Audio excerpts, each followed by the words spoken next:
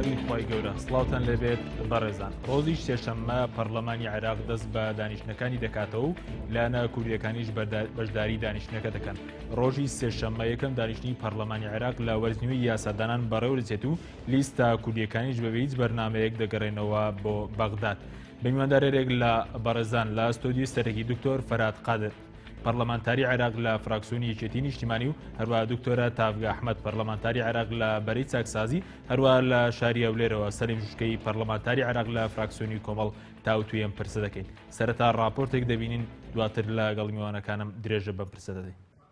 دوای تەواوبوونی وشوی هاوینە پەرلەمانی عێراق دەست بە دانیشتنەکانی دەکاتەوە. دوای پەخستنی پەرلەمانی عێراق لەلایەن خۆپیشاندەران لە کۆتایی مانگی نیسانی ئەم ساڵ و 2 مانگ لە پشووی هاوینە وابڕیارە ڕۆژی سێشەممە 12 تەمووز پەرلەمانی عێراق لە وەرزی نوێی یاسادانان دەست بە دانیشتنەکانی بکاتەوە. بەبێ پێشبینیەکانیش لە دانیشتنی ڕۆژی سێشەممە زۆربەی کوتلەکانی پەرلەمانی عێراق بەشداری دەکەن و تەواوکردنی نیسابی یاسایی بۆ دانیشتنەکە کە پێویستی بە 165 پەرلەمانتارە کارێکی ئاسانە. بە پێی زانایەکانیش سەرجەم فراکسیۆنە کوردیەکان دەگەڕێنەوە بەغدا و بەشداری دانیشتنی ڕۆژی سێشەممە دەکەن. گەڕانەوەی فراکسیۆنە کوردیەکان بۆ بەغدا بۆ بەشداریکردن لە دانیشتنەکانی پەرلەمان لە کاتێکدایە هیچ کۆبوونەوەیەک لە نێوان لیستە کوردیەکاندا نەکراوە بۆ چۆنێتی دانانی بەرنامە بۆ وەرزی نوێی یاسادانان لە پەرلەمانی عێراق. مەترسیەوە شەیە دۆخی قەیراناوی هەرێم کاریگەری هەبێت لەسەر پەرتەوازەبوونی فراکسیۆنەکان لە پەرلەمانی عێراق. لەلایەکی تریشەوە بەرەی پەرلەمانتارانی مانگورتوش بەشداری دانیشتەکەی پەرلەمانی عێراق دەکەن و دووبارە واژۆ کۆ دەکەنەوە بۆ لابردنی دەستەی سەرۆکایەتی پەرلەمان و پڕۆژەیەکیش بۆ چاکسازی پێشکەش دەکەن. دەستپێکردنەوەی دانیشتەکانی پەرلەمانی عێراق دوای بڕیارەکەی دادگای فیدراڵی دێت کە لە 28 مانگی ڕابردوو کێشەی پەرلەمانی عێراقی لە بەرژەوەندی سەلیم جوبوری یەکلا کردەوە.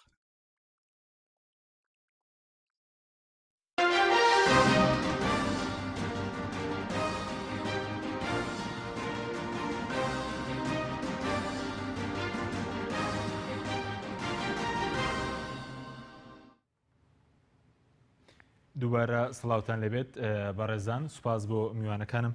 بەخێر بێن سوپاس بۆ ئامادەبوونتان. کاک دکتۆر فەرات ئەگەر لە بەرزتانەوە دەست پێ بکەین سەرەتا باس لەوە بکەین لە کۆبوونەوەی نێوان فراکسیۆنی گۆڕان و یەکێتی نیشتیمانی لە پەرلەمانی عێراق ئێوە ئەمڕۆ بڕیارتاندا کە بگەڕێنەوە بۆ بەغداد یاخود بڕیارەکە پێشتر درابوو؟ پێشتر بڕیار درابوو هەردوو فراکسیۆن بەردەوام لە ڕاوێژا بوون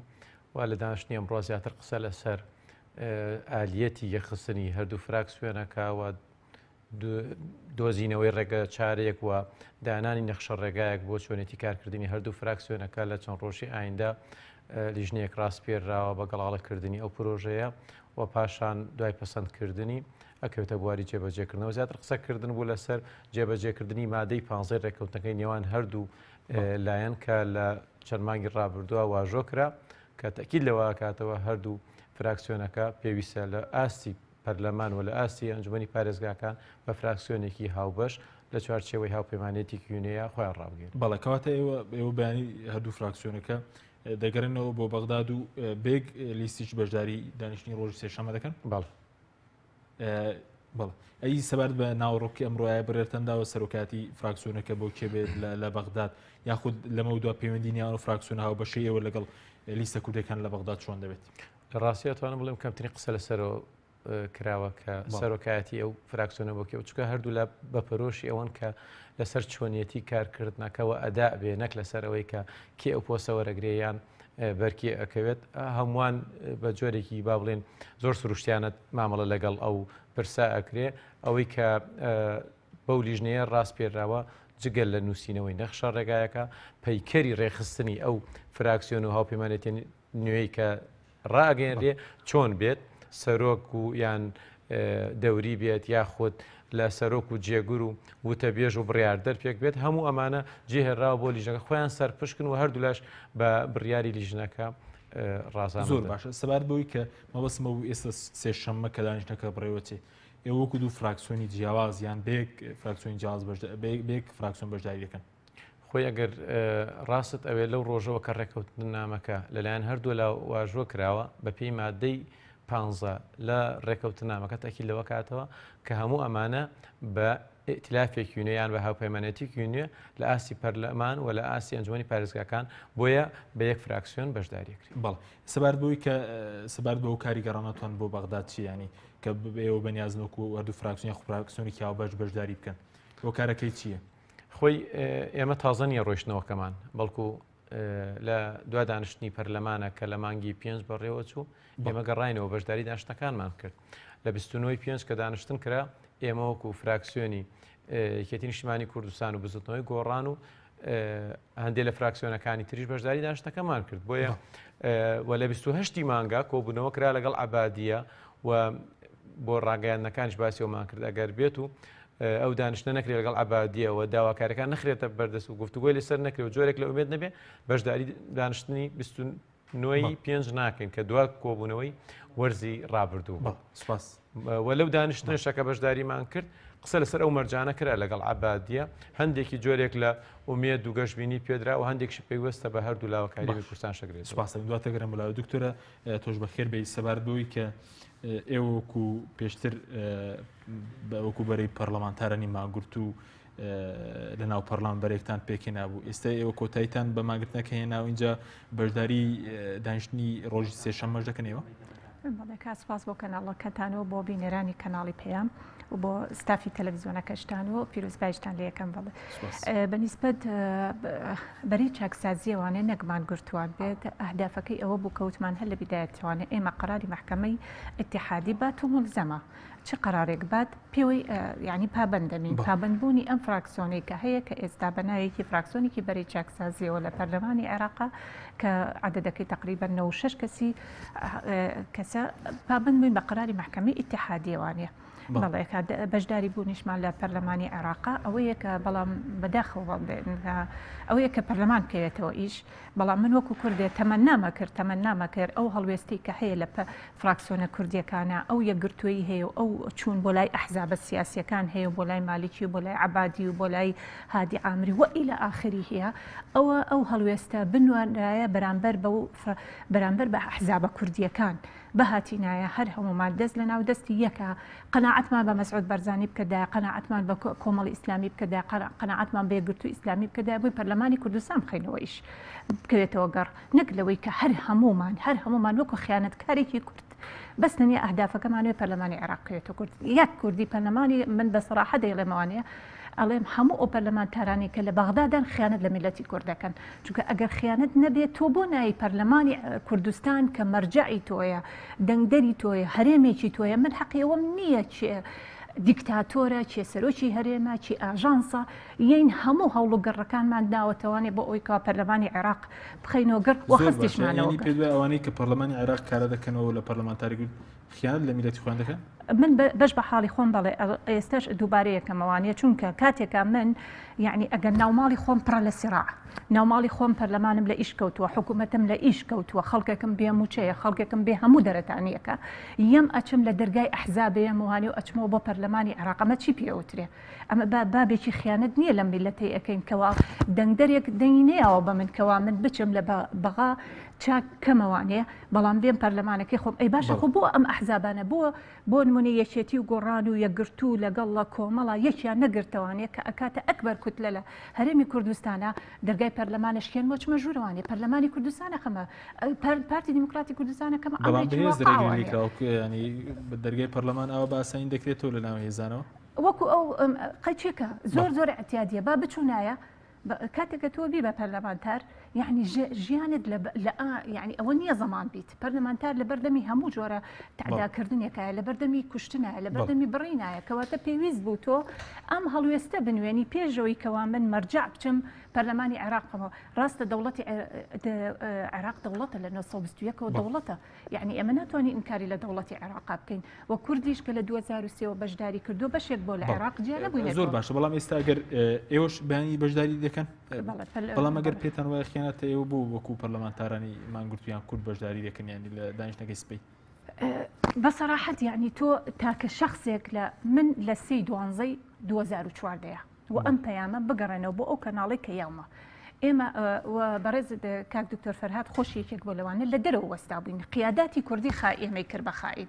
ئێمە لە ژوورەوانێ بە حەقەتەن ئەبادی بەبێ ئەوەی من بچمە ژوورەوانی حکوومەتەکەی تێپەڕی بە منیوت بڕۆ لە ژوورەوانی ئیجا بێجگە لەوەش ئێمە پەرلەمانتار لە هەرێمی کوردستانە بەدەست قیاداتی سیادیە بوون بە عبودێت دەنگ بە فەقەڕەی یەکەم دەنگ بە فەقەڕەی دووەم دەنگ بە فەقەڕەی سێهەم بۆت نییە سربەخۆی خۆت ڕابگەێنی عێراق و ڕۆبۆتیان لاتوە زۆر لە ڕۆبۆت خراپترە تەحەدا ئەەکەم پەرلەمانتارێک لە هی کورد لە بەغدادا بڵێ من بە سربەخۆیانە دەنگێن بە قانونێک بەبێ ئەوی مەرجای حیزب زۆر باش بەڵام تۆ ڕخنە لەوەندەگری تۆش هێنی و کاتی کە لە چوارچەوەی حیزبێک داوی بامانشی وەکو ڕۆبۆتێکی سەرکردەی و حیزبەوە لەگەڵ جەنابشتا کردووە بەڵێ بصراحة بغير استثناء چونکە ئەمە یعنی شتێک نییە یعنی ئەڵمبانێک و دووها من ئەڵم هەموو ئەحزاب سیاسیەکان بەم شێوازە بە من وتراوە دەنگ بەو فەقەڕێ بە یەزیانەوە هەڵبژاردن نییە دواتر دەگەرم و لای هەردوو بەڕێستان بەڵای گەر بچینە شاری هەولێر لای ماوەسا سەلیم ماوەسا زۆر سپاس بۆ بەشداریکردن لە بەرنامەکەماندا دەمەوێت لەوە دەست پێکەم ئێوە بەیانی وەکو بڵین ڕۆژ سێشەمە وەکو فراکسیۆنی کۆمەڵ ئایا دەگەڕێنەوە بەغداد بەشداری دانیشتەکان دەکەن؟ بسم الله الرحمن الرحیم زۆر سپاس بۆ بەڕێزت و سڵاو ڕێزمان هەیە بۆ هەموو بینەرانی ئازیز و بۆ میوانە بەڕێزەکانت لە حقەتا ئێمە وەکو فراکسیۆنی کۆمەڵی ئیسلامی بڕیارمان داوە کە بەیانی بگەڕێنەوە بۆ بەغدا هەروەکو پێشتر بڕیارماندا بوو و پێشنیارمان کردبوو بۆ لایەنە سیاسیەکان بۆ کوتلەکانی بەغدا کە کوتلە کوردستانیەکان کە با ئێمە بگەڕێینەوە و سەرەتا ئەوان قبوڵیان نەکرد چەند جار پێشنیارمان کرد کە ئێمە پێویستە وەکو بە نەفەسێکی نیشتیمانی بگەڕێنەوە بۆ کوردستان چونکە ئەو سیراعی کە لەناو پەرلەمانی بەغدا دەگوزارێ هیچ بەرژەوەندی کوردی تێدا نیە و لە پێناو کورد نییە و بۆ کورد نییە بۆ بیناکردنەوەی نەفەسێکی تائیفی و قەومی یاخود چۆن دەڵێ لە پێناو بەرژەوەندێکی مادیە ئێمە بە خۆمان دوور بگرین نەبین بەشێک لەو تەرەفە بەڵام قبوڵیان نەکرد و بڕیاریشماندا کۆتا کوتلە بین کە دەگەڕێینەوە بۆ بەغدا بە تاکیدیش لەوەش قسەی خۆمان بردە سەر کە کۆتا کوتلەی کوردستانیەکانین کە بەیانی دەگەڕێینەوە بۆ بەغدا کە پێشتر ڕازی نەبووین بگەڕێینەوە تاوەکو چۆن دەڵێ بەشێک لەو مافانەی کە لە کورد زەوت کراوە نەیکەین ئەو گەڕانەوەمان نەکەین بە کارتێکی فشار لەسەر حکوومەتی بەغدا بۆ گەڕانەوەمان بتوانین بەشێک لەو چۆن دڵێ بەشێک لەو هەدەفانە تحقیقکەین کە بۆ گەلی کوردستان بۆ گەلی کورد بەگشتی جێگای قازانجە بەڵێ زۆر باشکەواتە سەبارەت بەوەی کە ئێوە سپەی ڕۆژی سێشەممە بەشداری دانیشتەکە دەکەن پێتان باشە کورد لایەنە کوردیەکان بە چ بەرنامەیەک و بە چ شێوازێک بگەڕێنەوە بۆ بەغداد؟ ئێمە سەرەتا بڕیارماندا کە نەگەڕێینەوە بۆ بەغدا هەتاوەکو چەند ئامانجێک هەیە بتوانین لە ڕێگای خۆگرانکردنمان و نەگەڕانەوەمان بە سورعەت بۆ بەغدا بەدەستیان بێنین کە بەرژەوەندی کوردیان تێدا بەڵام بەداخەوە دەبینین هەموو لایەنە سیاسیەکان بەبێ ئەوەی هیچ کەسێک وعدێکی پێدابن یان بەبێ ئەوەی هیچ بەرژەوەندێکی کوردی تێدا بێ بە سەریعی گەڕانەوە لە بەغدا دانیشتنیان کرد و ئەو کارتەی فشاریان بەڕاستی سووتاند کەمە پێم وایە زەربەیەکە لە هەرێمی کوردستان دراوە و ئێمە وەکو فراکسیۆنی خۆمان بڕیارماندا نەگەڕێینەوە بەڵکو بتوانین فشارێ دروستکەین بەس بەداخەوە یەک ریزەکەیان شکاند و هەرکەس بۆ خۆی گەڕایەوە کورد لە ئێستادا زۆر لاوازە و بێ بەرنامە دەگەڕێتەوە هیچ پرۆژەیەکی پێنیە هیچ مەشروعێکی پێنیە بەتاکید بەڵێ هۆکارەکەی چێک کە کورد ئێستا بەڕێزت بەلاواز و بەبێ بەرنامە ناوی دەبێت هیچ بەرنامێک نییە بۆ گەڕانەوە بۆ بەغدا تا ئێستا هیچ دانیشتنێک لەوان کوتلە کوردستانیەکان نەکراوە بۆەوەی کە ڕۆژی سێشەممە چۆن بەشداری دەکەن و پێویستە لە دانیشتی پەرلەمانی عێراق چۆن بەشداری بکەن؟ کوتلە کوردستانیەکان دوو ئامانجیان هەیە لە بەغدا یەکێکیان بریتێ لەو ئامانجە گشتەی کە ئامانجێکی نەتەوەییەوە هەمومان هاوڕاین لەگەڵی و پێویستە کاری بۆ بکەین و پێویستە هەمومان هەماهەنگ بین بۆی نەگۆکو ئەوە خوشکە تافگە ئاماژەی پێکرد باسی خیانەت و خیانەتکردنی کرد کە پێم وایە مستەڵەحێکی زۆر نەشیاوە و لە ئەندام پەرلەمان ناوەشێتەوە برای خۆی یاخود خوشکی خۆی بە خیانەتکار ناو بنێ لە کاتێکە ئەوانە نوێنەری خەڵکن خەڵک دەنگی پێداون لە حیزبێکی سیاسیدان و لە کاتێکا بۆ خۆی چۆتە بەرەیەکەوە کە بەرەیەکی عەرەبیە بۆ خۆی چاکساز بێ دەست خەڵکی کورد کە لە بەرەی کوردیدا خیانەتکار بێ و شتێکی نەشیا و نەگونجا و پێم خۆش بوو داوای لێبوردم کا لە خەڵک چونکن ئەو جۆرە بەکارهێنانانە شتێکی باش نییە و خۆت چۆن دڵ خەڵک هەموو هەیە قەفەزی ئیتیهامەوە لە کاتێکا بۆ خۆت بەشێکی لە ئەوکەی خۆشت بەجێ بڵی بسێنا فراکسیۆنێکی عەرەبی بەڵێ مەبەستم آخر ئەگەر خیانەتێک هەبێ لەوانەیە خۆی بگرێتەوە چونکن بۆ خۆی فراکسیۆنە کوردستانەکان بەجێ دێڵە دەستە ناو فراکسیۆنێکی عەرەبیەوە بۆی بەرژەوەندە عەرەبیەکە تەحقیق بێ بۆی خلافێکە هیچ پەیوەندی بە کوردەوە نییە ئەتوو ببێ بەشێک لێی من نامەوێ بسمە ناو نیقاش لەگەڵ کەسدا بەڵام پێم وایە بەشێک لە قەزیەکە بریتێ لە قەزەیەکی نیشتیمانی گەورە بەشی دووەمیان پێم خۆش ئاماژەی پێکەم کە بەرژەوەندێکی حیزبیە زۆر ئاسەیە کە لایەنێکی سیاسی کە نوێنەری هەیە لەوێ کۆمەڵێک بەرژەوەندی بۆ حیزبەکەی خۆشی بەدەست بێنێ زۆر ئاسایە زۆر تەبیعیە بەڵام لەسەر حیسابی بەرژەوەندی نیشتیمانیە گەورەکە نەبێت چونکە ئەمە بەرژەوەندیەکی نیشتیمانی گەورەمان هەیە پێویست ناکە هیچ کاتێک بە نەفەسێکی حیزبی وا بکەین لەوێ خۆمان ناشرینکەین و من لەسەرێک لەگەڵم هاوڕام لەگەڵ ئەوەی کە پێویست بوو ئەو یەکگرتنە عام بێت و بەیەکەوە بین لە بەغدا چووکە ئێمە لە نەتیجەدا یەک ئامانجمان هەیە کە هیچ بریتیە لە بەدیهێنانی مافی گەلەکەمان لەوێ ئەوەش بەڕاستی بەتەنێ بەلایەنێک و دوو ناکرێ هەمومان پێکەوە نەبین زۆر لە دەستکەوتە گەورەکان لە دەست دەدەین. بەڵێ سپاس دەکەم دواتر گەرم و لای بەڕێز مامۆستا. بەڵێ یەک لە قەوس بچووک بەنسبە دەوانێ من وتم ئەم 65 پەرلەمانتارە خیانە دەکەن لە میلەتی کورد نەموتووە بە خۆشمی تیابوو منیش لە منزڵنی 65 کەسەکەم چونکە من دەنگدەری کوردم لە بەغدادا ڕاستە ئەو بەرەی چاکسازی کە من پێم ئەڵێ سوننە و شیعی تیابووە بەڵام خۆ هەر فراکسیۆنی یەکێتی گۆڕانیش چوون لە ئەمان شێوازە تۆ لەگەڵ چییە لەگەڵ مالی چییە لەگەڵ هادی ئامریە کە لە توسخورماتوو و پێشمەرگە و خەڵکی سەرەبڕی لەگەڵ ئەسائب الحەقا دانیشتوویت لەگەڵ چییە دانیشتو ئیجماع کۆماوە لە کورتا کاک سەلام ڕێزم هەیە بۆی باسی ئیجماعی کوردی و یەکبوونی ماڵی کوردم بۆ یەکبوونی کورد نەبووە ئەهداف و مەساڵحی شخصی هەیە ئەسڵەن لەسەر مەساڵحی شخصی کورد لە پێشتر و ئێستاش لە فراکسیۆنە کوردەکان هەیە ناوەکە ناوێکی بناوەڕۆکە پێ دوای لە بەغداد لە بەغدادا ئەسڵەن ئیجماعی کوردی نەبووە و ئەو کاتەش کە کاتێکە ئەو بوو مەسعود بەرزانی پەیامێکی نارد بە سەراحەتەن من خلافێکی گەورە بوو کە ئەو کاتە سەر بە بزوتنەوەی گۆڕان بووم لەگەڵ مەسعود بەرزانی ئەو سەرۆکی هەرێم نەبوو پەرلەمانوونەکەی منی دەرکردو ناچمە ژێر ڕکێفی ئەو قەرارانەی کە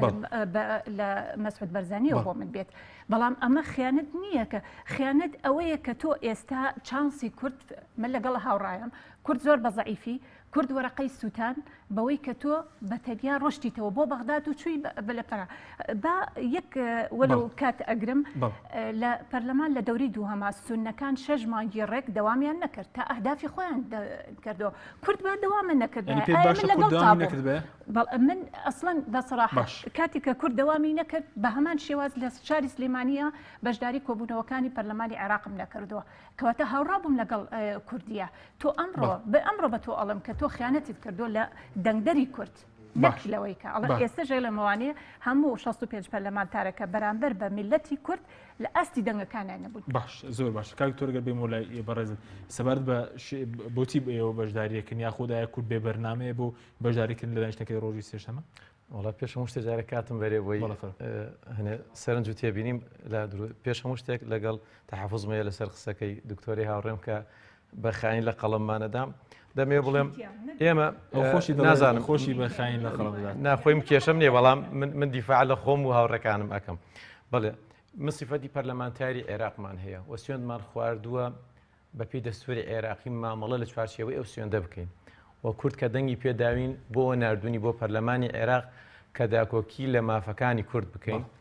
و دڵنیام زۆرینەی زۆرمان ئەگەر هەر هەمووشمان نەبێ زۆرینەی زۆرمان لە ئەس ئەو سوێنە بووینە کە چیمان پێکراوە هەمووان دەزانین لە پەرلەمان هیچ شتێک تێ ناپەڕێ بە زۆرینەی دەنگەبێ و ئێمە ئەگەر بە تەوافقی سیاسی نەبێ هیچ شتێک ناتوانانی تێپەڕین لە بەرەوەی کورد 20% پەرلەمان پێکەین ئەمە خاڵیەک خاڵی دووەم هەرێکێک لە ئێمە لە چوارچەوەی لیستێکە و لە حیزبێکەوە ڕۆیشتووە زۆربەی هەرە زۆرمان بە دکتۆر خۆشیەوە بە دەنگی ئەو حیزبە و لیستە ئێمە سەرکەوتیمەوەدان پەرلەمانی چونکە هەموو پەرلەمانتارێک بەلایکەوە پێویستی بە 20,000 دەنگە چەند لە ئێمە 20,000 دەنگی هێناوە هیچ عیبێک نییە هیچ عیبێک نییە ئەگەر لە چوارچێوەی کاری حیزبەکەیشە کارم کرد بێ بەڵام بە مەرجێک پشتم نەکرد بێت ڕۆبۆتیش بێ پەرلەمانتەرە و دڵ هەرگیز من باسی فراکسیۆنێکی تیشمانی کورسانەکەم قسەیەکی مام جەلال هەیە کە هەموو جارێک بە نوێنەرە و پەرلەمانتارەکانی وتوتەوە وتوێتی ئێوە پەرلەمانتان خەڵدەنگتانە دێ قازمە بن کە ئەڵێ قازمە بن یعنی زۆر گوێ مەگرن هەر شتێک خۆتان باوەڕتان پێ بێت من ناڵێم زۆر بێڵێ کۆمەڵە شتێ پرسە نەک تەنها ئەگەڕێمەوە بە حزبەکان بەڵکو پێویستم بۆ هەیە بگەڕێمەوە بۆ مەرجەعی سیاسی هەموو حزبە کورسانێک ئاشتا دەنگ بدرێ کە بەداخەوە پێویستێکرد پەرلەمانی کورسانەوە بێ من هاوڕام لەگەڵ دکتۆری هاوڕێم کە پێویستەکە کار بۆ بکەین پەرلەمانی کوردستان کارا بکرێتەوە بەڵام من پەرلەمانتاری عێراقم ئەوە پەرلەمانتاری کوردستانە ئەوە هێزە سیاسیەکان و پێم وایە درێغیش نەکراوە هەر چوار فراکسیۆنەکەەوە هەر چوار حزبەکە لە ماوەی ڕابردووە هەموو هەوڵەکان خراوەتە گەڕ و هەمووشمان لە واقعی سیاسی کورسان تێگەین کە بۆ تاوەکو ئێستا پەرلەمانی کورسان نەخراوەتە کرد بۆیە تەکی دەکەمەوە لەسەر مەسەلەی خیانەت تەحافوزێکی زۆر گەورەم هەیە ناخوازم دکتۆرە بەو مەفهومە بەکاری هێنابێکە وشەکە خۆی ئێگەێنێ و خیانەت ناکرێ 65 پەرلەمانتاری کوردت هەیە تەنها دوانیان نیشتمان پەروەر و شخصیەکەی خیانەت پەروەر بێت لە کاتێکە دکتۆرە بۆ خۆی لە بەرێکایە هەمومان دەزانین بەڵێ دروشمێکی پیرۆز هەڵگیراوە کە ناوی چاکسازیە کە ناوی نەهێشتنی گەندەڵیە بەڵام کێ قیادەی ئەوە ئەکا مشعان جبوریە حەنان فەتلاویە عالیە نسەیەفە کازم سەیادیە مالیچیە دەستان کردە ئەملا ئەولای فراکسیۆنەکەی تۆ بە ناوی یەکێتی نیشتیمانی و ئەملا ئەولای عەبادی ماچ کرد ئەملاولای مالیچی ماچ کرد دکتۆرە دووشت هەیە هادی ئەمری ئەملاولا دەستی ماچ کرد فراکسیۆنەکەت لە بەغدادا پێویست ناکات یعنی تۆ لە ئەسائب الحەق ئەگەر کاتم بیتێ دوای جواب بیتەوە یعنی ئەملا ئەولا ئێمە نەمالیچی سەرپەرشتی ئەو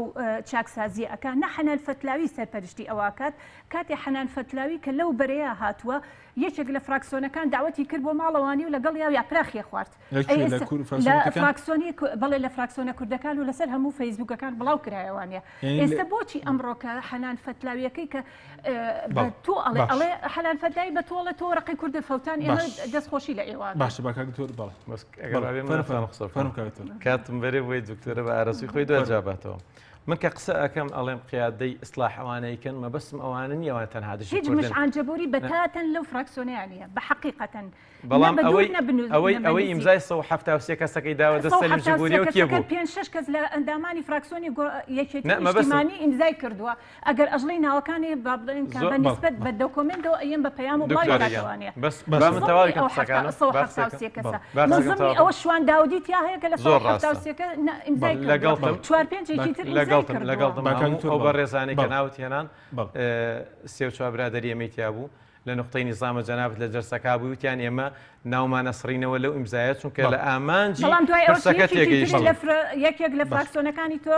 لە ڕۆژی چواردەی چوارە لە ژوور و دانیشتن پێویست ناکات دەنگی بێنن بەڵام خۆتان بدە چواردەی چواردەنگی یا بە هەر سێ لابردنی کە من خۆم دەنگم نەیاوە بە کاگاران بۆ لابردنەکەی ئەوە دۆکۆمنتە دوانەکەی وەرە سەیری ڤیدۆکە تۆ با بخەینە سەر بزانە ئایا لە فراکسیۆنەکەی تۆ یەکە دەنگیاوە بۆ لابردنی هەرچیان ڕۆژی یەکەم دوان لەو هەواڵانەی ئێمە لە دانیشتنی یەکەم لە سەعاتی یەکەم لەگەڵم بە ڕێزانە ڕۆشتنە ناو جەرسەکەەوە بەڵام هەرزوو عزیزان بە ڤیدۆ بینێتان ڕێزانخان سەر چاوەکانم تەنها ئەم دوانەمان لە دانیشتنەکە بوو هاتنە دەرەوە و ئەوەیان ڕوون کردەوە ئەو هەنگاوە هەنگاوێکی جارە پەیامەکەم نەگەڵ بە کورتی لەسەرەوە نیە نەکێتی نیشتمانی کورسان هیچ لایەنێکی سیاسی و هیچ نوێنەرێکی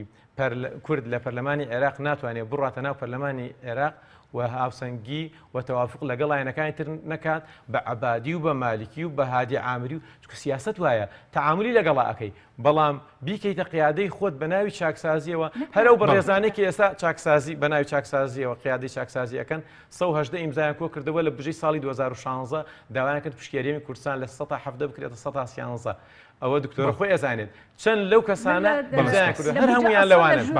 من ناکرێ ئەمە بکەم کێشڕەوی لە هیچ بودجەیەکیانە ڕێزمەیە بۆ نە لە بودجەی 2014 و نە لە هینی 2015 لە هیچ بودجەیەکان لە چمەتە باشە سپاس دەکەم دواتر گرێمەوە لای هەردوو بەڕێستان مامۆستاگەر بێمەوە لای بەڕێز سەبارەت بەوەی کە تاکو ئێستا وەکارەکەی سکە هیچ کۆبوونەوەیەک لە نێوان لیستە کوردیەکان نەکراوە لە هەرێمی کوردستان بەوەی کە چۆن بەشداری دانیشتنەکە بکەن.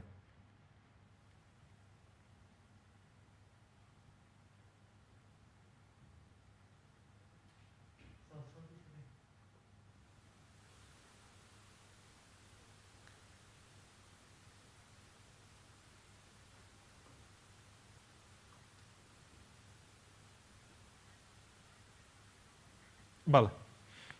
بەڵێ بینەرانی بەڕێز ناوبڕێک دیارە گرفتێکێ لە گەشتندێنگی مامۆستا ناوبڕێک وەردەگرین دواتر دەگرینەوە لای ئێوەی بەڕێز و خۆشوی لەگەڵمان بێنەوە.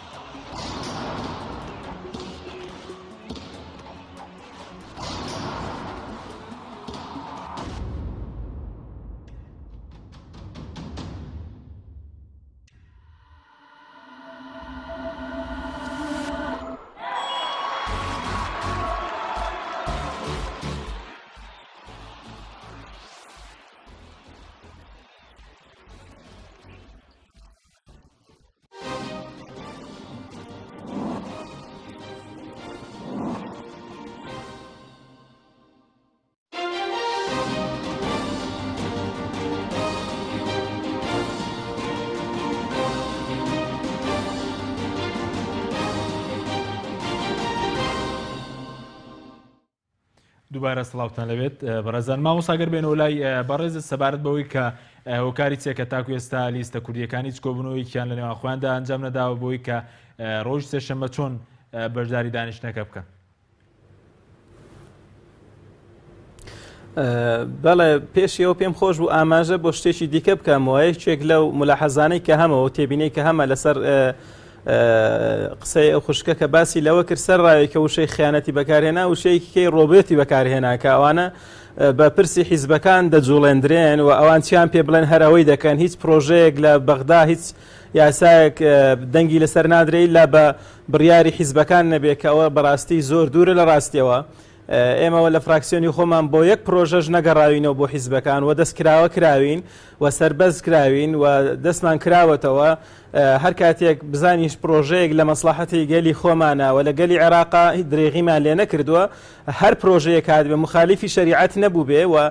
لە بەرژەوەندی گەلی خۆمان بوو بێ نەگەڕاوینەوە ئێمە بۆ سەرکردایەتی کۆمەڵی ئیسلامی. بۆیە دەکرێت ئەو ئەگەر وەکو خۆی وا بەکارهێنرا بێ وەکو ڕۆبێت بەس ئێمە شتیوان نەبووە و بە حقیقەتیش سەبارەت بەو مستەڵەحی کە زۆر پێداگری دەکات لەسەری من با خەڵکی کوردستان بڕیار بدا چێ خیانەتکارە ئەو کەسەی کەوا نوێنەری ڕاستەقینەی گەلی خۆیەتیەوە لەسەر شانێتی کردوێتی یان ئەوەی کە باسی پەرلەمانی کوردستان دەکات کەچی ریزی پەرلەمانتارانی کوردیش لە بەغدا بەجێ دێڵێ دەچێتە ناو ریزی خەڵکێکی کە هەتا سەر ئێسقان تینون بە خوێنی گەلی کورد و ڕۆژێک لە ڕۆژاندانیان بە بچووکترین مافی گەلی کوردانە هێناوە ئێستا بچی ئەوان بەهێشکەی و ناو لە خۆبنەی چاکسازی وەکو بڵێ خەڵکی دیکە گەندەڵ بێ هەر وەکو لە سەرەتادا ئەوانە بە پرۆژەیەکی مردۆوە هاتن و پرۆژەکانیان سەری نەگر بە قەناعەتم لە نتیجەشدا سەر ناگرێ و ئەوانەش سەرێک نیشۆن دەڵێ بەشێک بوونە لە کێشە و مەشاکل و پەکخستنی پەرلەمان نەک تەفعیلکردن و خەمخۆری بۆ گەلی عێراق سەبارەت بۆش کە ئایا بۆچی لایەنە کوردستانیەکان لێرەوە پێکەوە دانەنیشتون ناڵێم یعنی ئەوە کەم تەرخەمیەک هەیە بێ پرۆژەیەک هەیە ئەو پەرتوب بڵاوی کە لە هەرێمی کوردستان هەیە ئەو لێک دووربوونی لایەنە سیاسەکانی کە لە هەرێمی کوردستان هەیە بێگومان تەسیری کردوتە سەر بەغدا ئەوە وای کردووە کە لەوێ لێرە کۆبوونەوە نەکرێ وەک لێرە کۆبوونەوە نەکرا دانیشتن نەکرا بە تەکید لەوێژ ناتوانن ئەوانە بێک پرۆژە کار بکەن و بگەڕێنەوە بەغدا بۆیە تاوان لە ملی ئەوانە تاوان لە ملی فراکسیۆنە کوردەکانیش نییە بۆچی مادام حیزبەکان کۆ نابنە بۆیە وەکو فراکسیۆنەکان کۆ نابن دەکرێت لە ملی لایەنە بەشی زۆریان بەڵێ بەشی زۆریان بخۆت دەزان سەر بەلایانی سیاسین ئێمە وەکو خۆمان باز دەکەین هەموو کاتێک بەشێک بووین لەوەی کە بانکێشمان کردوون و پێمان گوتون فەرمونون بە پرۆژەوە بڕۆینەوە قەناعەت کە زۆر مسۆر بووین لەسەر ئەوەی کە بتوانین بچووکترین مافیش بێ بتوانین بەدەستی بێنین کارتەکانی خۆمان نەسووتێنین و بە پرۆژەی گەورە بگەڕێینەوە بەڵام لە نەتیجەدا سەرەتا کە خۆمان گران کرد ئەوان دەهاتن بۆ سلێمانی بۆ هەولێر و چۆن دەڵێ زۆر داخوازیان دەکرد پێداگریان دەکرد تکا و شەفاعەتیان دەکرد کە بەس ئێمە بگەڕێنەوە بەڵام کاتێک ئێمە نەماتوانی قورسایی خۆمان بسەلمێنین و ڕاگرین هەر یەکە لە پڕێکە قۆڵی لە قۆڵی کەسێک ئەو کێشاوگەڕایەوە تەنها ئەوەی مایەوە لە ساحەکەدا بە دەرەجە یەک کۆمەڵی ئیسلامی کوتلەی کۆمەڵی ئیسلامی بوو بەتەکید ئەوە تەسیری کردووە بەشی هەرە زۆریشی دەگەڕێتەوە بۆی کە لایەنە سیاسیەکان لێرە ناکۆکن تەسیری کردوتە سەر ئەو ئەندام پەرلەمانانەش ئەو کوتلانەی کە ناویان لە خۆنا کوتلەی کوردستانی بمانەوێ نەمانەوەوانە بەشێکن لە پرۆژەی حیزبێکی سیاسی بۆیە نەیانتوانێت کە لێرە پێکەوە کۆ ببنەوە. بەڵێ زۆر باشە بەڵام هیچ بەرنامەیەکیش نییە کە کۆببنەوە ینی بۆ سێشەممە بەبێ کۆبنەوە بەشداری دەکەن هیچ بەرنامێک نییە کە سپەی لە بەغداد پێش کۆبنەوەیەک ڕاوێژێک کە بێ لە نێوان لیستە کوردیەکانە لەوان پەرلەمانتاران بە قەناعەتی من هیچ بەرنامەیەک نییە لە دوای ئەوەی کە چۆن دەڵە کوتلەی گۆڕان لەگەڵ کۆتلەیەکی نیشتیمانی جۆرێک لە هەماهەنگی و لێک تێگەیشتێکیان دروست کردو و فراکسیۆنێکی نوێ پێک دێنین یان پێچیان هێناوە ئەوە جۆرێک دەتوان بڵێن پارتیشی قەڵس کردووە لەوانەیە نەتوانن لە بەغدا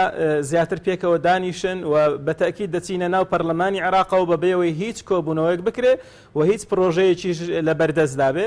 گەڕانەوە کە بەبێ بەرنامەیە بەتەکید باشە پێ دوای ینی پێشتر کەمتر ینی دۆخی سیاسێرێم ڕنگدانەوەیە بوو لەسەر لیستە کوردیەکان لە بەغداد ئەم جارە پێ دوای ینی دۆخەکە زیاتر ئاڵۆز دەبێت کە کورد لە بەغدا شاوشێوی ئێستای کوردستان تووشی پەرتەوازەیی بێت لەمە دووە لایەنە کوتلە کوردستانیەکان لە بەغدا زیاتر پەرتەوازە دەبن و زیاتر گوێ لە یەکتر ناگرن و قەناعەتم وایە ئەو دانیشتنەی کە چۆن دەڵێ بین دەکرا لەوانەیە ئەوەش کەمتر ببێتەوە یان نەمێنێت چونکە ئەگەر لێرە وەزعی هەرێمی کوردستان هەر ئەوە لێک دوورکەوتنەوە دروست بێ و تەنگژەی سیاسی لێرە دروست بێ وەزعی ئەمنی و لایەنە سیاسیەکان بکەوێتەوە مەترسیەوە بمانەوێت نەمانەوێت تەسیر لە بەغدا دەکا و لێرەش ڕۆژ بە ڕۆژ کە لێک دوورکەوتنەوە هەیە و لا تێگەشتن هەیە و هیچ پرۆژەیەک نییە بۆ لێک نێزیک بوونەوە دانیشتن ئێوە خەڵکەش هەر خەڵکی ئێرە دەچێتە ئەوێ هەر نوێنەری و حیزبانن لە بەغدان بۆیە لەوێش بەتەکید بە نەفەسێکی نیشتیمانی ناتوانن کار بکەن زیاتر نەفەسە حیزبی و سراعەکە دەگوازرێتەوە بۆ ئەوێ هەروەکو ئێستا بەشێکی گوازراوەتەوە بۆ ئەوێ چۆن گوازراوەتەوە ئێستا خۆ دانیشتەکان دەستی پێ نەکردێتەوە چۆن گوازراوەت لەبەرەوەی لە ئێستادا ئەگەر دیقەت بدە لێدوانی لایەنە سیاسیەکان یەکێتی نیشتیمانی و گۆڕان کە بۆ خۆیان دەگەڕێنەوە سەردانی هێندێک لایەنی سیاسی دەکەن ئەگەر وەکو حیزب بێ ئەوە کارێکی ئاساییە ئەگەر وەکو کورد بێ دەبێ هەمومان پێکەوە بین و لێرەش کە تەماشا دەکەین بە هەمان شێوە پارتی دیموکرات یعنی سربەخۆ دەگەڕێتەوە هەمومان پێکەوە ناگەڕێینەوە و پێکەوە دانیشتن ناکەین ئەوە سەرەتایەکە بۆی کە کەس کتابی کەس نەخوێنێتەوە و پەرتەوازایی دروست بێ و نەتوانین ئەو ئامانجە گەورەی کە بۆی چوون کە بریتە لە هێنانەدی بەشێک لە بەرژەوەندەکانی گەلی خۆمان بەتەکید ناتوانین بەدەستی بێنین. باشە سوپاس دەکەم دواتر دەگەڕێنەوە لای بەرزت دکتۆر تاڤگەری بێن وڵای بەرزت ئێوەکو بەرەی چاکسازی هیچ بەرنامەیەکتان هەیە سەر لیستە کوردیەکان باز دۆکن کە بەرنامەیان نیە ئێوە هیچ بەرنامێکتان هەیە بۆ دانیشتنی ڕۆژ سێشەمە؟ بەڵێ ینی وەکو بەرنامە ڕۆژی سێشەمە ئێمە وتمان بەقرار محکەمەی اتحادی بات و ملزەمە بەڵام من نمونەیەک بۆ کاک سەلام بێنمەوانەیە بەڵێ مامۆستا سەلام کاتێک کە دەوڵەتی ئیسرائیلی ویستی سەرۆکی دەوڵەتی جوولەکەکان ویستی دەوڵەت دروستکە بۆ ئیسرائیل هات یەکەم کەس پەنای برد بۆ چێ بۆ ئەڵمانیەکان کە لە هەمومان نەزانین لە هۆڵۆکۆستدا 6 ملیۆن کەس بەدەستی ئەڵمانیەکان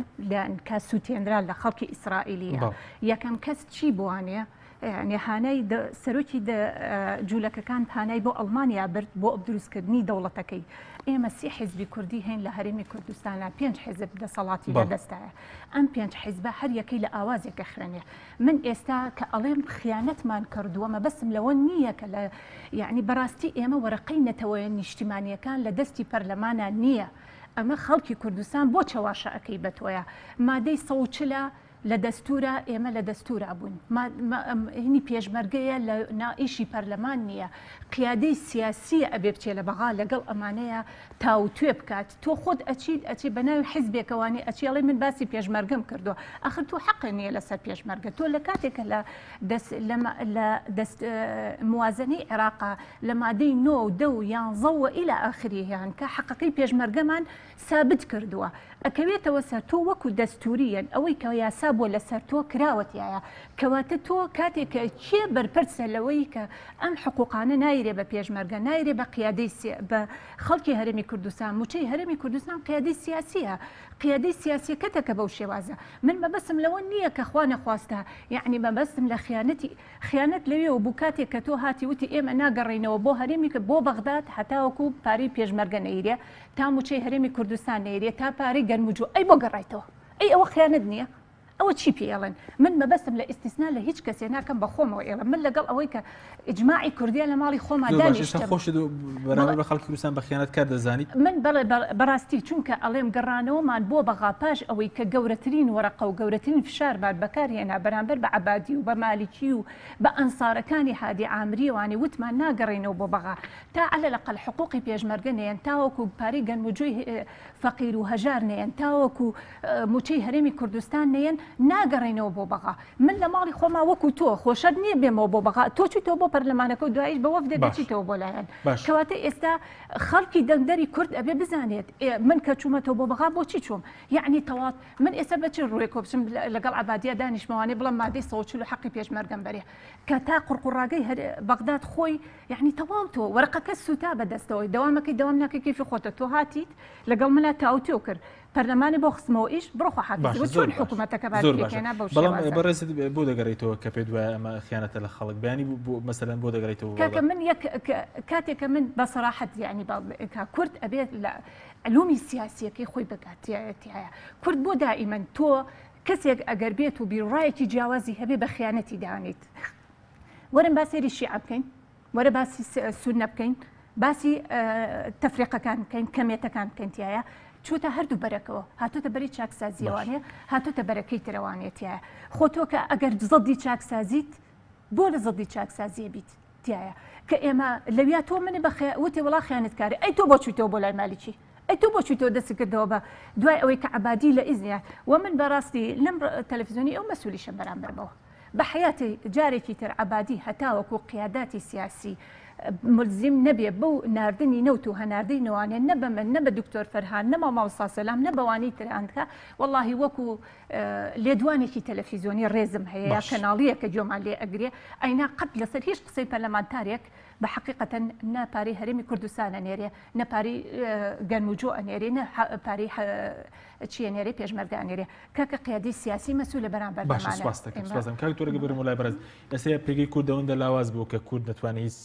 جێبەجێ بکات یاخود کە ئێستا بەرنامە دەگەڕێتەوە بۆ بەغداد ئێستا بۆ نمونە لانی کەم بتوانێت کێشەی مەسەلەن پارەی گەرمی جوتیاران چارەسەر لایەن کەمەوە قەرز نێودوڵەتێکەوە بڕیار ئێستا سندوقی دراوی نێودوڵەتی ڕەزامەندی لەسەرداوە کە 5 میلیارد ماوەی 5 ساڵ لێ قۆناغەدا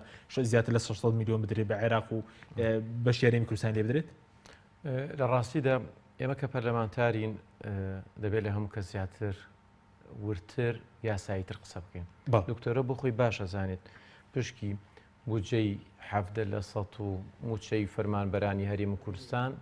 لە یاسای بودجەی 2015 و 2016 بەسراوە بە هەناردەکردنی نەوتەوە هەرێمی کوردستان نەوت نانێریە گاڵتە بۆ خۆمانەکەین داوای پارە لە عێراقەکەین ئاخر دانیشتنی سەرۆکی فراکسیۆنە کوردستانەکان لە 28 پێنج لەگەڵ عەبادیە ئەمە وڵامی عەبادیە ئەڵێ کوردستان 20 لە سەدی نەوتی عێراق ئەفرۆشێت بۆ ناتوانێت موچە بات ئەم پرسیارە وەڵامەکەی لە لای خۆمانە واتە ئێمە لە مووقفێکی زۆر بەهێزەوە قسە لەگەڵ عێراق ناکەین تاوەکو عێراق بڵێ مادام عێراق نەیکرد ناڕۆینەوە بایکۆتی ئەەکەین پاشان پرۆسەی بایکۆتکردن لە 2014 نوێنەرانی کورد چەند مانگێک دایکۆتیان کرد نەتیجە چی بوو هەمومان دەزانین بە نەتیجە زەختی ئەمریکا و زەختی بریتانیا هەمویانیان بردەوە و ڕۆشن دەوامیان کرد و ئەو هەنگاوانەی کە ویستیان و داوایان نەکرد هیچی جێبەجێ نەبوو بۆ یەکە دینە سەر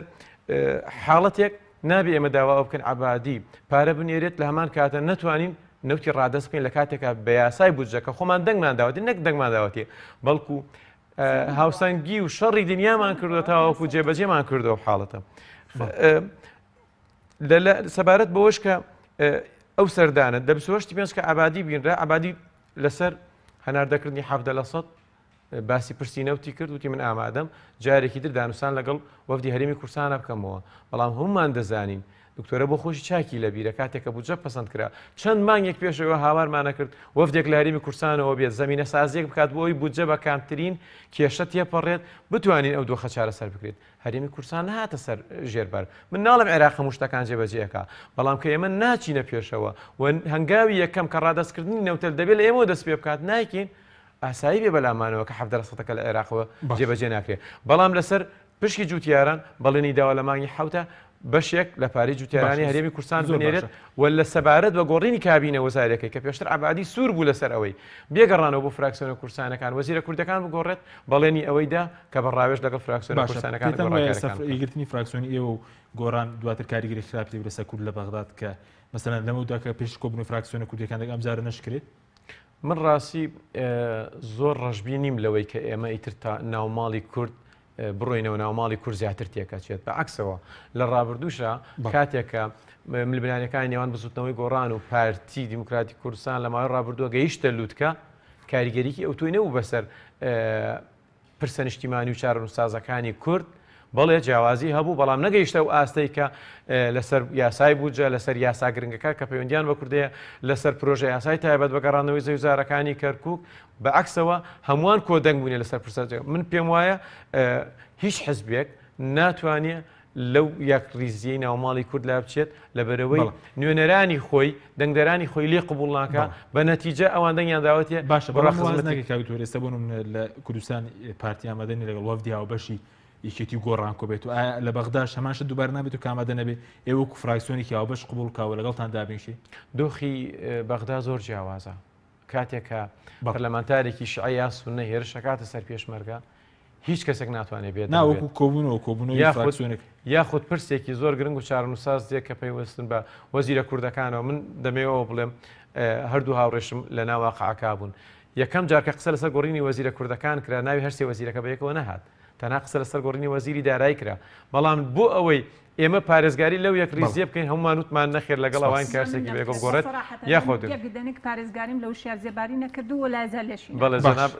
جەنابەت لەمانگشت هەمووی وایە ڕاستەکە بووم لەوانی کە وتم بۆیە چوومەتە بەری چاکسازیوانە چونکە فراکسیۆنە کوردیەکان دیفاع لە وشار زێباریەکەن و ناشیکەم باشە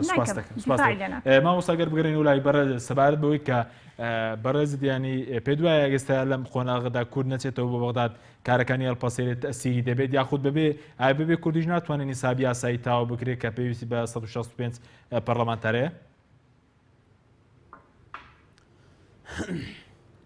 هەر سەبارەت بەو تعلیقێکمە لەسەر ئەو قسانە بەگشتی ئێمەش وەکو فراکسیۆنی خۆمان هیچ هێڵی سوورمان نەبووە لەسەر هیچ وەزیرێک چێ دەگۆڕدرێ چێ ناگۆڕدرێ بە قەناعەتی ئێمە لەگەڵ ئەوەدا بن گۆڕانکاری بەسەر هەموو وەزیرەکاندا بێت مادام وەزیرەکان بەگشتی دەگۆڕدرێن بە تەنیا بۆ کورد بمێنێتەوە خۆ کورد مەعسووم نییە بە ئەوانیش بگۆڕدرێن لای ئێمە هێڵی سوور نەبوو دیفاعیشمان لیان نەکردووە و ئێمە نەچوین دیفاع لە شەخص بکەین هاتوین دیفاع لە پۆست بکەین دەکرێت پۆستە بدرێتەوە کورد بەڵام لامان گرنگ نییە شێ و چێ نییە سەبارەت بۆشی کە ئێستا ئێمە بگەڕێینەوە یاخود نەگەڕێینەوە بە قەناعەتی مە کارتەکەمان لەدەستدا ئەو قرسایی کە هەمان بوو بەچوونەوەمان بۆ بەغدا بەبێەوەی تەکلیفمان لێ بکرێەوە هەر کوتلە و بۆ خۆی چۆوە و کۆمەڵی ئیسلامی آخر کوتلەیە کوتلەی کۆمەڵی ئیسلامی آخر کوتلەین کە دەگەڕێینەوە قسەی خۆمان گەیان دەسەر و هەڵوێستی خۆمان بردەسەر و بەتەکیدیش هەروەکو چۆن بڕیارماندا بوو هەرواش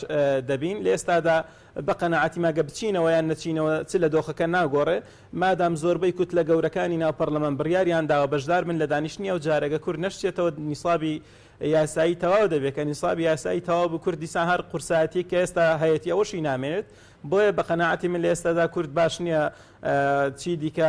نەگەڕێتەوە یاخود دانیشتنەکانی هەڵپەسێرێ باشە زۆر باشە بەڵام هیچ سوودێکی کە بۆ کورد پەرلەمانی عێراق بەدانیشتنەکانی بکاتەوە لە ڕووی یاسادانە سوودیە بۆ خەڵکی کوردستان یاخود هیچ تەنها بۆ عێراق سوودیە مادام ئێمە لە چوارچێوەی دەستورێک داینەوە دەستورە تاکو ئێستا یەک پارچەی خاچی عێراقی پاراستەوە هەرێمی کوردستان بەشێکە لە عێراق دەبێ ئێمە تەواجودمان هەبێت لەوێ چونکە زۆربەی یاساکان کە دەردەچێت تا ئێستا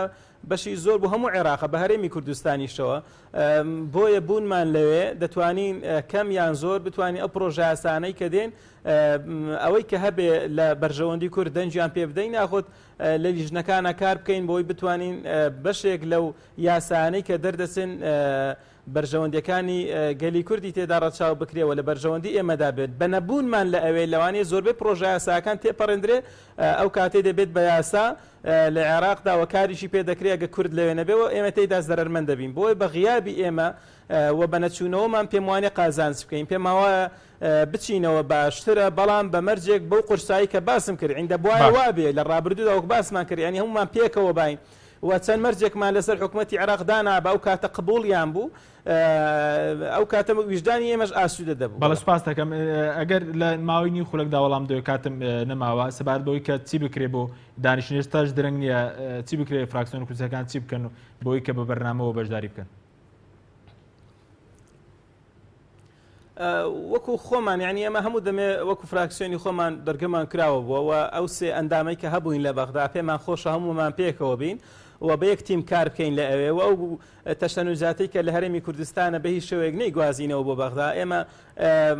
بە ئامانجێک لە بەغدای نەک بە ئامانجێکی نەتەوەی نەک بە ئامانجێکی حیزبی هیوادارین هەموو لایەنەکان بەو نەفەسە بیر بکەنەوە کە بێکەوە بتوانین بەرژەوەندەکانی گەلی خۆمان تحقیق بکەین لە بەغدا. زۆر سپاس کاکتۆر دەقەیەکیش بۆ بەڕێستان چی بکرێت بۆی کە بەرنامەوە بەشداریان شتەکە بکەن. وەڵام من پێش هەموو شتێک ڕوونکردنەوە لەسەر ئەو گۆڕینی وەزیرە کوردەکانەوە چکە وابزانم خراپ کەوتەوە لە داشنا لەگەڵ عبادی سەر و فراکسیۆنە کوردستانەکان وتیان ئەگەر هەموو گۆڕانکاریەکە هەموو کابینەکە ئەگرێتەوە لاریمانی هەر سێ وەزیرە کوردە گۆڕێت بەڵام ئەگەر دەویستێت چەند وەزیرێک بگۆڕێت و لە ناوشانە یەکێک لە وەزیرە کوردەکان ئەوە قبول ناکەین واتە ئێمە ترسیەوەمان هەبوو لە ژێر ناوی چاکسازیە پشتی کوردکەم بکرێت وەک لە ڕابردووە دوو وەزیری ترمان هەبوو لەسەر پشتی کۆمەڵی ئیسلامی و یەکگرتووی ئیسلامی لابران سەبارەت بە دەنگدان و دەنگدەدان و ئامادەبوونی کورد و ئامادە نەبوونی کورد ئێمە دوو ئەزمونوان هەیە کە ئەوەی گەیان کورد بڕاتە دەریشەوە لە پەرلەمان دەتوانرێت تێپەڕێنێ یاساکان بۆیە بوونی ئێمە گرنگترە لەوە لەبەرەوەی زۆر جار کاریگەریت ئەبێ لەوەی تەوافقی سیاسی دروستکەی یەکێک لەوانە بڕیاری کۆنگرێس بۆ پرچەکردنی هێزی پێشمەرگە کاتێکاتە ناو پەرلەمانەوە ئێمە کورد هەمومان چوونێ دەرەوە بەڵام شیعە بە کۆی دەنگ ڕەتی کردەوە. من وەکو فراکسیۆنێکێتیشمانی کوردستان و بزوتنەوەی گۆڕشت ئەکید لەسەرواکەینەوە هەموو هەوڵەکان جددی ئەکرێتەوە بۆ پاراستنی یەک ریزی ناوماڵی کورد لە ڕابردووە چۆن بۆ زیاتری سپاسم نی خولەکی بۆ بەرسان دکتۆرە زۆر بە کوردی سپاس دەکەم. والله بصراحة يعني بوني كرد لبغداد من ناظم مادام إما إستا بشكين لعراق وهسه جانب من تواني فضرة دولتي كي كردي دروز نبوتي على هرمي كردستانا بون مالوية تانية باريزغاري بيبو ياساكان لقل أو رأيام تاعي بلان بويك دفاع لوزير بكم دفاع لو بكم كيشي نتوية كان مفروض قياداتي كرد بيت بغداد